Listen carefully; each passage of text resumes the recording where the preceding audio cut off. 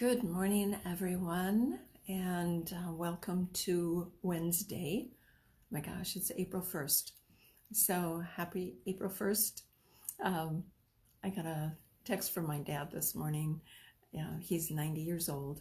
He's in quarantine in a nursing facility in Milwaukee. He's actually independent living, but it's a manor where they have assisted living, nursing, home care, and everything. But so he's quarantined. So my dad is the ultimate April Fool's jokester. He loves April Fool's Day, and I think it's a little frustrating for him that he can't pull his April Fool's jokes like he used to. So I'll have to come up with a good idea of how to play an April Fool's joke on him, either through a phone call or texting or something. So happy April Fools, happy April 1st. So here we are again. And as I was thinking about what I wanted to share today, what came up was really talking about attachments, releasing attachments. Not so much on like attachments could be energy forms, spirits that are attached to us or some kind of energy. This is more about releasing emotional attachments, mental attachments. So we're going to talk about that today and work with the color aqua, which helps release these attachments that we might have. So one of the things that I started looking for during times of challenge, I would say, is how I react, for one thing, but how other people react. So I love the stories. So a lot of you know from my teaching, I love stories. And they help make a point, which is why I love to share stories. So one of the first things that I really noticed, so I know I shared a day or two ago, I'm losing track of my Facebook Lives now, but we moved out to California right after we moved, the recession happened. So I was out in California and started paying attention to how people responded, or looking for stories of people's response to their choice of what happened during that crisis. And it was so interesting to see some people move through it and uplift themselves out of it. And sometimes their choice, so some of the stories were, remember reading stories about people that would lose their job. And their response was, oh my gosh, now I can find or do something that I really love to do. It gave them this release or a freedom to go searching for what they really wanted to do, what their passion was. So there were a lot of stories when I lived in California about people that would reinvent their lives. They would do something, like I said, that they always wanted to do, and this gave them a chance. So their response was, yippee, this is good for themselves personally. No, it wasn't good for the economy, and there were a lot of people that suffered. But we have this choice of looking at things or an experience from a different perspective, okay? So today we're going to talk about attachments, and the attachments that we're going to talk about are physical attachments, emotional attachments, and when we look at attachments, it's basically something that we think we need in order to be happy. So it comes down to, can we be happy without a normal routine? Can we be happy without going out and seeing friends for lunch? Can we be happy working from home instead of at the office? it's like what depends, what do we have in our lives that we think we need in order to be happy? So the happiness is there if things are going right or not. So another story I want to share is, this is something I heard on the radio one day, and it was after Superstorm Sandy. So a huge storm, can't remember what year that was, but we all remember Superstorm Sandy. So they were interviewing this one man. He had lost his home, he had lost everything. And he's in this hotel, and they're interviewing him. And I was, first of all, really surprised at how calm he sounded. It's like, I don't know if I would have been that calm living in a hotel after losing everything. So they were interviewing him. And one of the things he said in the interview is, he said, I know people would look at me and go, oh, poor guy, he lost everything. But he said, what's happened is all of my neighbors, not all of them, a lot of his neighbors were staying in the same hotel. They would go downstairs and meet in the lobby for coffee every morning. And he said, these are people, they're my neighbors, and I never knew them.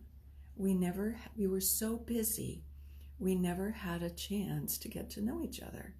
So they're downstairs in the lobby of this hotel, finding out about each other for the first time, probably in, who knows, 5, 10, 15, 20 years of being neighbors.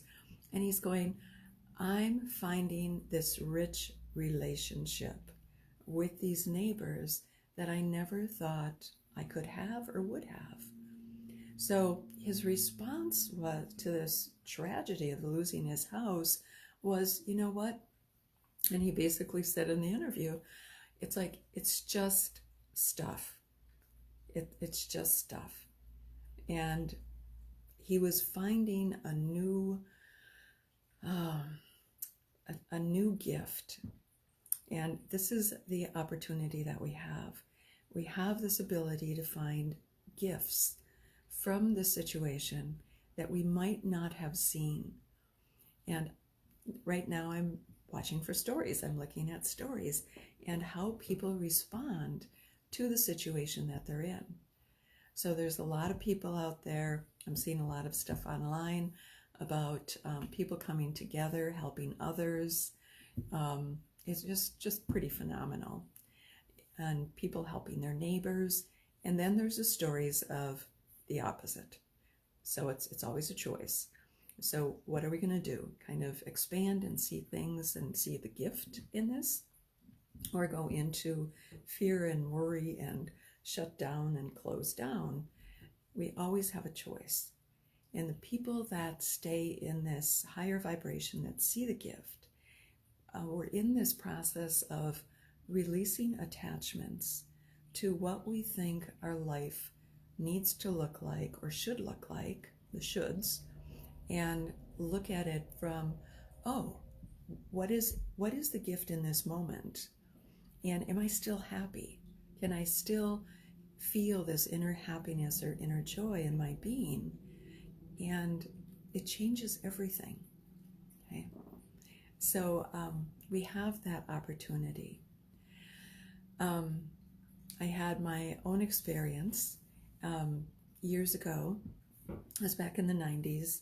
I left a relationship and I started, I went to massage school in Virginia Beach. It was the Edgar Cayce School of Massage. And I left, I would say, what was the typical American dream. It was a 6-bedroom house, 2 cars in the driveway, beautiful yard. And I packed everything in my car and moved to Virginia Beach for 7 months, 8 months, and lived in a 1-bedroom. I shared a house with a few other people that were going to school there, and that was it. I had the stuff that I could bring down in my car. I had 1 room in this house that was my space. But by the time I got done with that 7, 8 months, I felt like I could have lived there. I could have stayed there. I discovered the ocean. I discovered walks long walks on the beach, nature. I was starting my new life, and it was exciting.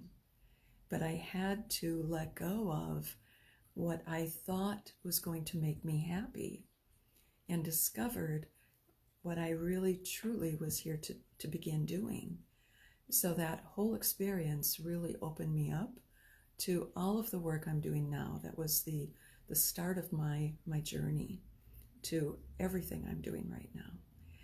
So we have these moments, and how we choose to respond, how we choose to react in this moment will change everything. Now, I am going to, on my Facebook page later today, I got a message. I sent it out to my newsletter, and some of you are on Facebook Live because of this.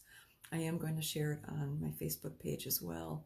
A friend sent me a message from the Hopi indigenous people, and it's so interesting.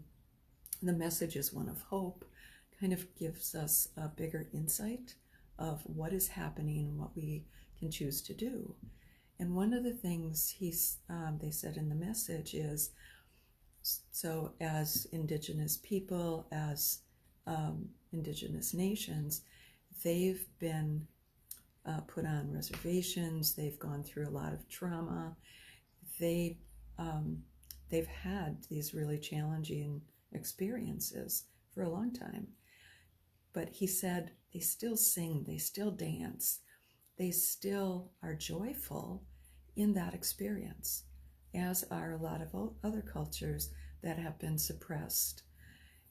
So we need to find joy and uplifting energy, something to bring joy for ourselves, our families, people around us. And after I sent that newsletter out with that message, I received messages from a few people saying it was so empowering for them because they were able to stay in this joyful, uplifted space, but then they started feeling guilty that they were feeling that way when all this stuff was going on around them in the world. So how can they be happy when all of this is happening? And it's one of those things, it's like, it's a little bit of a challenge, but one of the things we have to realize is it's important for us to stay happy, joyful, uplifting, at a high vibration. Because as we do it for ourselves, we do it for those around us, and as more of us do it, we're uplifting the vibration of this entire experience so we can move through it with ease. Otherwise, we get stuck in that heavy energy of fear, worry, grief. And it's not like we're not going to feel that. It's okay to feel that. Just don't stay there. Just find something to find joy in your days every day, and choose to look at it as, what's the gift here? What do we need to see? What can I do right now that can help myself, my family, or others? And go online. I was going to make a list, but I know there's lots of things online. But all you have to do is Google. It's like, how can I help right now? What can I do? How can I share? How can I support others? So we need to keep the energy moving to keep the vibration up. And we will move through this collectively with greater ease when more of us stay in this high vibration. Okay? So that's what I wanted to talk about today. But I want to go into our meditation now for today. And today's color is going to be aqua. So the aqua frequency, it's about clarity, but it's a vibration that helps us release anything that we are attached to, that we feel that we need to be happy. So whatever that is in your life, it's going to start helping you see it and release it with greater ease. All right, so let's go into our meditation for today. And as always, we're going to start with taking a good deep breath. And as you breathe, just really focus on your inhalations and exhalations.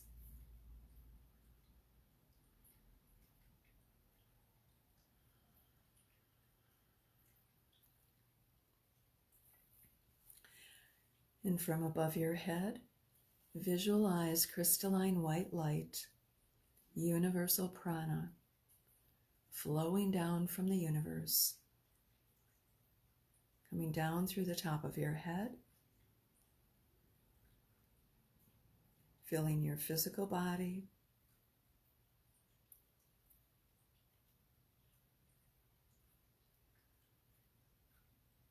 expanded into your aura field,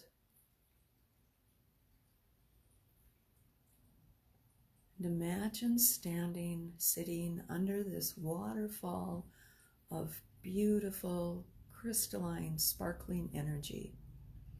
And as you bring it in, it cleanses your physical body, your aura field.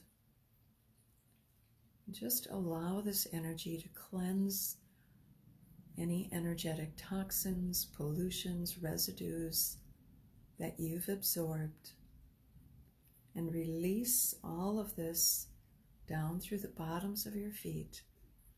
It's like a drain. The water goes down the drain, back to the earth. And Mother Earth recycles this energy for us.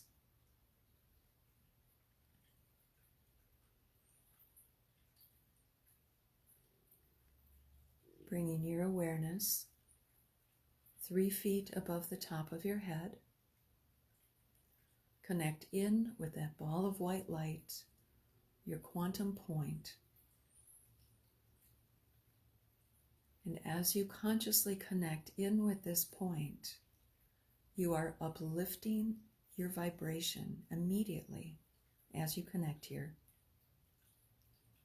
And it allows you to stay above your emotional body, your mental body, that goes into worry, fear, and it allows you to see things from a different perspective.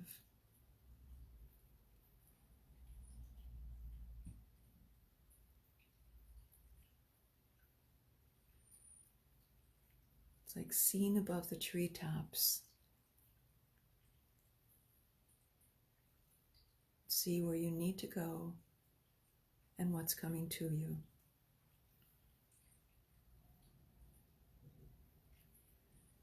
So today, from that quantum point, we're going to start by calling in royal blue light. We were working with the royal blue 2 days ago. And we're going to visualize this royal blue light with your intention. Bring it around you and beneath you. When we worked with this a couple days ago, we were connecting in with our inner strength, our inner power. As we bring it around us, it creates a filter, a firewall, that filters out energy created by others. And it creates a container for our own energy, for our own light, and for everything we bring in. So creating this container is really important.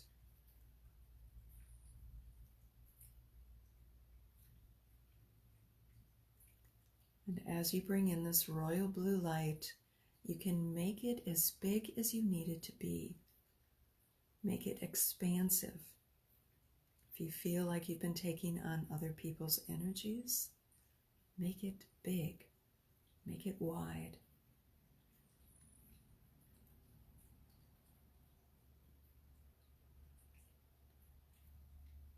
So you've cleansed your physical body and aura field. Now you've created this royal blue light around it. So once you cleanse it, you don't want to take on any more energy. Any energy that's not yours. So bringing your awareness now back to your quantum point. This is where we always go to connect in with quantum frequencies, quantum colors. And from your quantum point, bring in the aqua. And just with your intention, your higher self brings it in for you. And from your quantum point, bring it down through the top of your head and fill your physical body and it expands into your aura field. You're bringing this aqua frequency into the high heart that circulates it to every cell of your physical body, every atom of your energy body.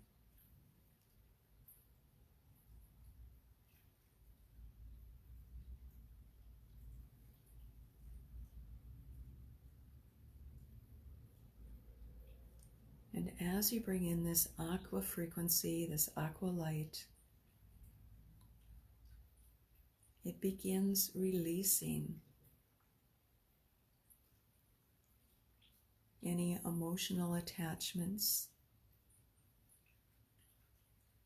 that you may have created in this lifetime from past experiences.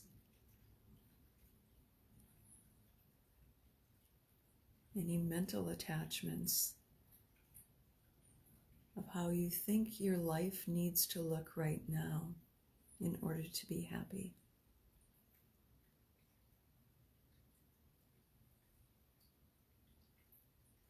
And as you fill your physical body and aura field with this aqua frequency,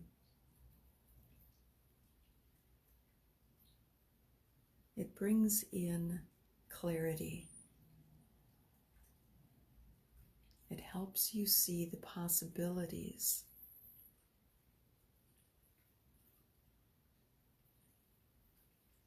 that are in your life right now. Clears away the fog.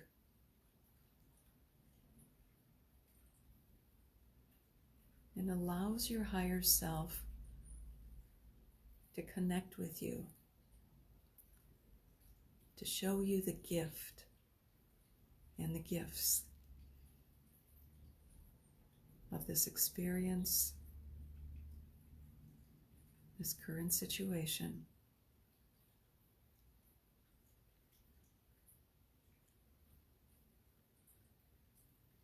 If you could think about the future a year from now,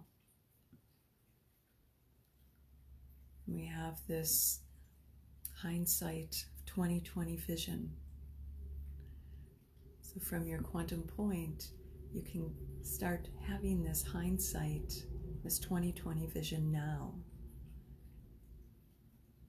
Instead of looking back a year from now and looking back and I should have, I could have, why didn't I? Perhaps there are opportunities here that you don't want to miss.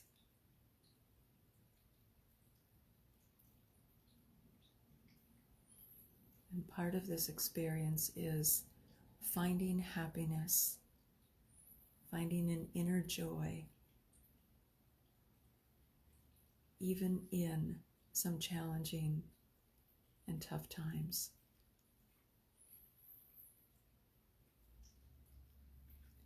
So again, every color you bring in and fill yourself with, it stays working in your energy field for 24 hours. And you're going to go on with your day. This aqua frequency is going to continue releasing attachments. And just kind of be aware of how you feel throughout the day, filled with this aqua light. What changes? What transforms? Bringing your awareness now back to your quantum point. Holding your awareness. Staying connected to your higher self. to the quantum field. Rub your hands together. Bring the palms of your hands outside of your eyes without touching your face. Slowly open your eyes into your hands. Gently bring yourself back into your space. All right, everything is aqua. I love it. So this is, again, I talked about this 2 days ago with the royal blue. We can bring it in, so we have it, we're wearing it in our energy field. But if you really want to amplify this frequency, if you have something of aqua color, you can wear an aqua scarf, an aqua shirt. So now it's like you're doing it with intention to really amplify the frequency of aqua. So it helps our eyes see that color as well. So have fun with the aqua today, and I look forward to our call tomorrow at 11 o'clock, and we'll do something interesting and fun. I always get it the morning of, so we'll talk about that tomorrow. So have a wonderful day, everybody. Stay safe, stay healthy. Love to all of you. Bye-bye.